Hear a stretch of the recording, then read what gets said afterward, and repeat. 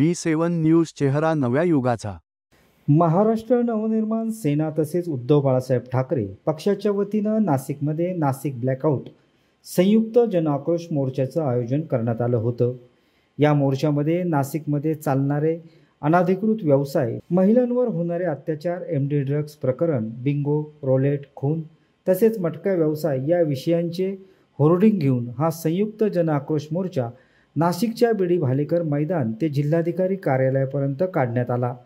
या मोर्चामध्ये बाळा नांदगावकर, संदीप देशपांडे, अविनाश अभ्यंकर, संजय राऊत, दत्ता गायकवाड, वसंत गीते, दिनकर पाटील, सलीम शेख, अंकुश पवार, सुदाम कोंबडे, DG सूर्यवंशी, पूर्व विधानसभा अध्यक्ष कविता हर्षल कुलकर्णी, सुजाता डेरे, लता दिनकर पाटील, अर्चना जाधव, सुरेखा मैंद तसेच मनसे व उबाटा पक्षाचे पदाधिकारी व महिला मोठ्या संख्येने उपस्थित होत्या। नमस्कार, मी कविता कुलकर्णी, पंचवटी विभाग महिला अध्यक्ष। नाशिकमध्ये MD ड्रग प्रकरण एवढं वाढलेलं आहे की हल्ली तरुणी त्या प्रकारात इतके वळत आहेत की ड्रग्सचे इतके प्रकार वाढलेले आहे की त्याच्यावर आळा घालण्यासाठी प्रशासनाने काहीच उपाययोजना केलेली नाही आहे आणि कोणी धरलंही गेलं त्या प्रकरणात तर त्याची लवकर सुटका होते।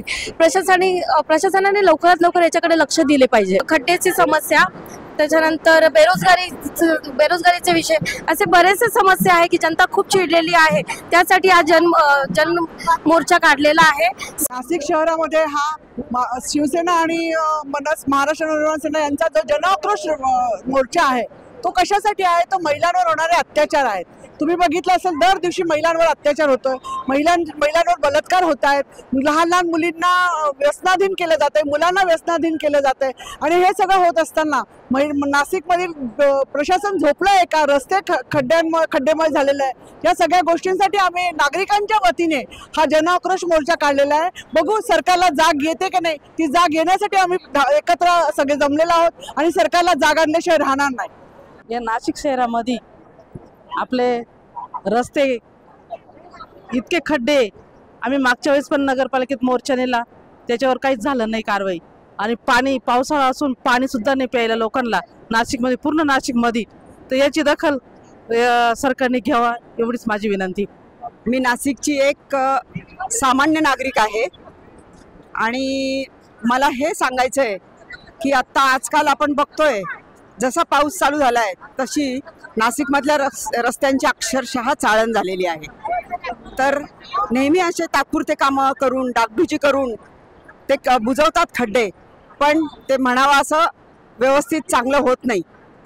सिनियर सिटीजन आहेत, त्यानंतर छोटी मुलं आहेत, महिला आहेत, रस्त्याने जाताना अक्षरशः त्यांना चालायला जागा नाही आहे। एवढे खड्डे झाले, म्हणजे खड्ड्यांचे नाशिक म्हणण्यापेक्षा खड्ड्यातलं नाशिक अशी म्हणायची दुर्दैवी वेळ आलेली आहे। पुढच्या वर्षी आपल्याकडे कुंभमेळा आहे आणि आपण म्हणतोय smart city, Nashik is the smart city. काय स्मार्ट सिटी आहे? इथे तर चित्र सगळं वेगळंच बघायला मिळतंय।